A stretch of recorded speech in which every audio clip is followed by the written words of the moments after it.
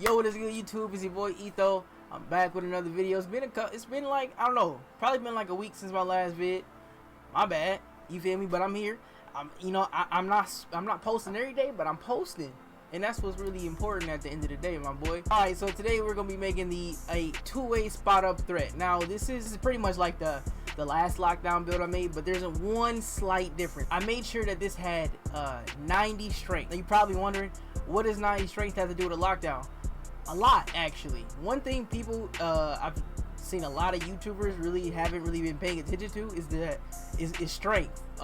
In order to get clamps gold, you need to have at least a 55 strength. I was trying to figure out why that was even why was it even a thing in the first place. One of like the really core badges that nobody really talks about or hasn't really been saying anything is Immovable Enforcer. Immovable Enforcer is basically like brick wall but for defense. If you go up against a 6'2 guard and you have a bronze Immovable Enforcer, that's all you need to stop them from being able to really do anything. That zigzag shit, that you know, three-pointer, like hit the screen, run around, that shit only works for when niggas don't have strength. If you have strength and you bump into that guard, he ain't doing shit, okay? So I wanted to see what I could do if I gave a lockdown 90 strength. Alright, so I'm gonna take you out to the build real quick, and we about to, you know what I'm saying? Hey, I ain't gonna lie, chat, this shit might get made.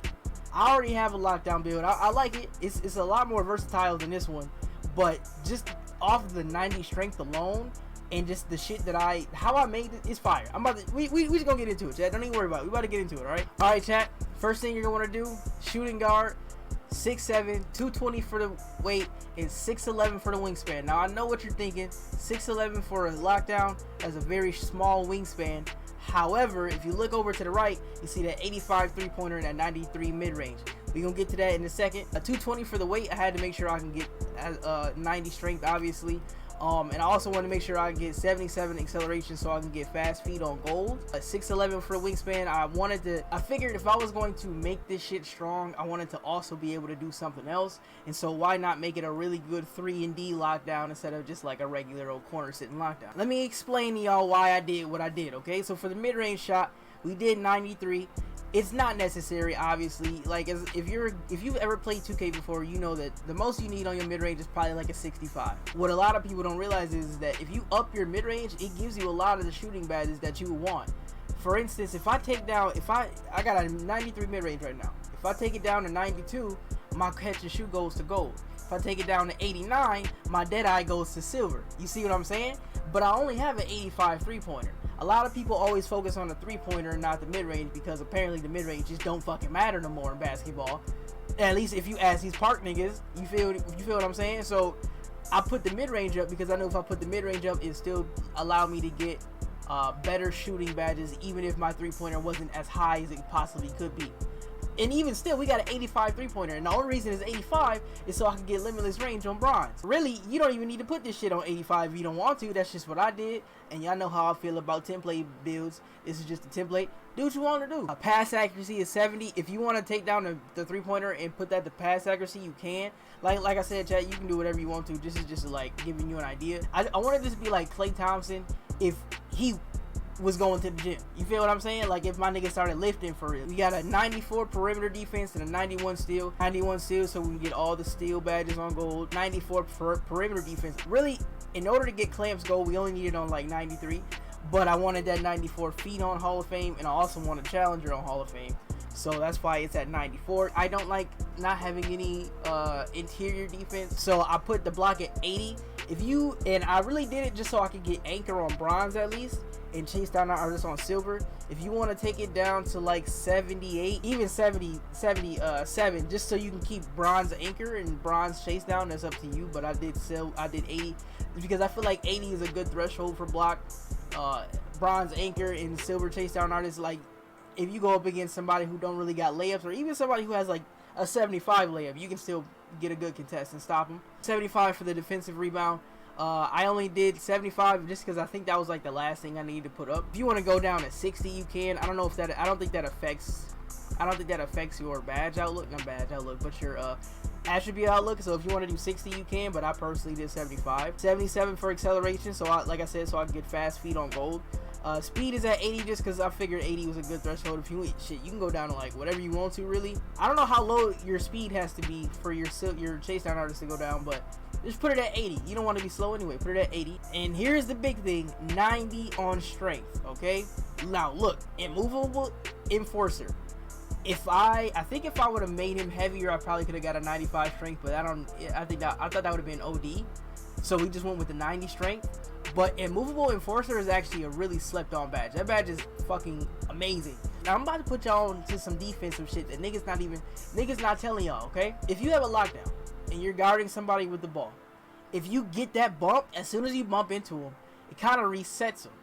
And so when he resets, that's when the perfect opportunity for a steal. Not all the time. If you play up against a good player that knows what they're doing, you're not always gonna get the steal. But if niggas is just fucking throwing that bitch willy-nilly, bruh, and they bump into you and they get that stop, that's when you hit that square, you run off with that ball. So 90 strength, alright, immovable enforcer was a must-have, and you even get brick walls. So say you running with, you know what I'm saying, you running with your guard, you running with your big man setting shitty screens, you can go over there and set you a screen yourself.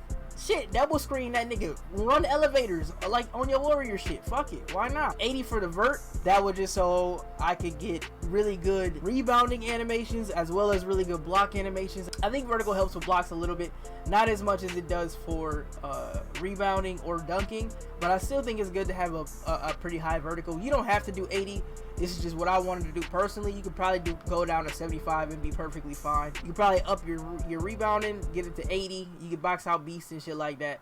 Yeah, we can do that. Actually, yeah, we can do that, chat. I kind of like. I prefer that. So we'll go here. Okay, so 80 for the defensive rebound, and then put vertical down to 75. If you even want to go lower and go to 70, you can. But you miss out on chase down artists if you go down to 70. So I'm gonna keep it on 75. 99 stamp, so we can get workhorse Hall of Fame and 94 feet Hall of Fame. 94 feet is a fire badge, by the way. I believe I went over pass accuracy already, but if not, I mean, if you watched any of my videos before, 68 to 70 is a really good threshold for builds that don't need to pass. But if you are a build that you feel like you're gonna pass a lot more, I'll put it around 75, 80, maybe higher depending on what you want to do. If you want to get some pass styles, driving dunk I did 80, driving layup I did 75. I actually have I have a build that has a 75 driving layup, and it's actually pretty decent, especially against like smaller guards that don't even have any interior defense anyway. Like if you go up against a 6'2" or 6'3", you can literally just run to the basket and hold square, and they can't do shit because they so small. And if you got your layup timing on, they really can't do shit about it. So 75 is actually really good. 80 driving dunk, just so I can get some back cuts and I can catch some oops and shit.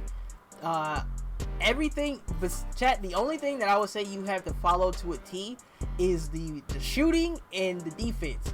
Everything else is very like flexible. It's really up to you what you want to do. You do not have to have an 80 driving dunk. That shit is not necessary. That's just what I personally like to do. But hit continue. I forgot who the shades of were. I don't think it's nobody crazy. I think we get Mikal Bridges. Yeah, NOG Ananobi. So yeah, we get those. You get them niggas right there. Doug Christie and shit. And two-way spot up threat. The name is kind of ass. This build wasn't really for the name. It's more or less for the strength and the lockdown ability and shit like that. So yeah, chat. Two-way spot up threat. That is the name. The name kind of sucks. I wish I could have got like 3-and-D threat or some shit like that. Hybrid defender maybe. Yo, if you was looking for a strong lockdown, there you go, chat. Hope you enjoyed the video. And I will see you guys in the next one. Peace out.